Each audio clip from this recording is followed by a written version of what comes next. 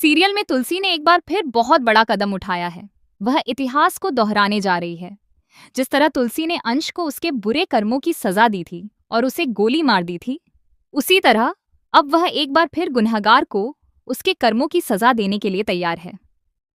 पार्थ का सच अब पूरे परिवार के सामने आ चुका है। तुलसी बिना किसी मोह माया में पड़े पार्थ को उसके गलत कर्मों की सजा देती हुई नजर आएगी। जी हाँ, तुलसी पार्थ पर गोली चलाने वाली है। यह गोली सिर्फ अपने पोते पर नहीं, बल्कि अपने प्यार, अपने विश्वास और अपनी परवरिश पर भी होगी। पार्थ ने जिस तरह पूरे परिवार को धोखा दिया, उनके विश्वास के साथ खेला, वैष्णवी के प्यार को ठुकराया और सभी की आंखों में धूल झोंकी, उससे हर कोई टूट चुका है। इतना ही नहीं, उसने परिवार के सिर से छत छीनने की भी कोशिश की। इसी वजह से तुलसी उसे उसके कर्मों की सजा देने का फैसला करती है। यहाँ पर तुलसी पार्थ को खाई में धक्का दे देती है और कहती है कि ऐसे बच्चों की हमारे परिवार में कोई जगह नहीं है। मैं नहीं चाहती कि इस तरह के बच्चे हमारे परिवार का हिस्सा बने। लेकिन जैसे ही तुलसी पार्थ की जान लेती है, पूरा परिवार उसके खिलाफ हो जाता है। जी हाँ, तुलसी को जेल भेज दिया जाता है। वही तुलसी जिसने पूरे परिवार को एकजुट रखा, जिसने अपने बच्चों को अच्छे संस्कार और परवरिश दी, आज वही बच्चे उसके खिलाफ खड़े नजर आते हैं। यहाँ तक कि उसके अपने बच्चे उसे देखना भी पसंद नहीं करते। तुलसी को जेल भेज दिया जाता है और कहानी में आता है 10 साल का बड़ा लीप।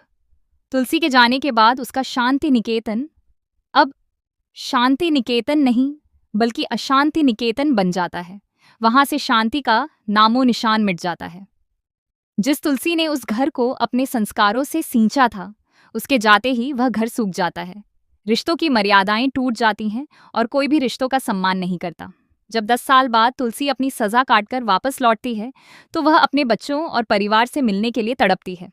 लेकिन उसके अपने बच्चे उसे इस तरह ठुकरा देते हैं, जैसे दूध में पड़ी मक्खी को निकालकर फेंक दिया जाता है।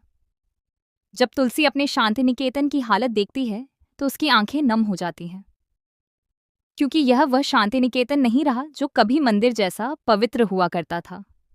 अब वह सिर्फ ईंट और पत्थरों से बना एक मकान बनकर रह गया है, जहां लोग तो रहते हैं, लेकिन दिलों के रिश्ते खत्म हो चुके हैं। वहां न अपनापन बचा है, न सम्मान और न ही परिवार की एकता।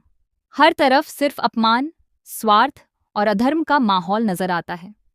अब देखना दिलचस्प होगा कि क्या तुलसी एक बार फिर अपने परिवार को धर्म और संस्कारों की राह पर ला पाएगी, या फिर इस बार रिश्ते उसके हाथों से रेत की तरह फिसल जाएंगे।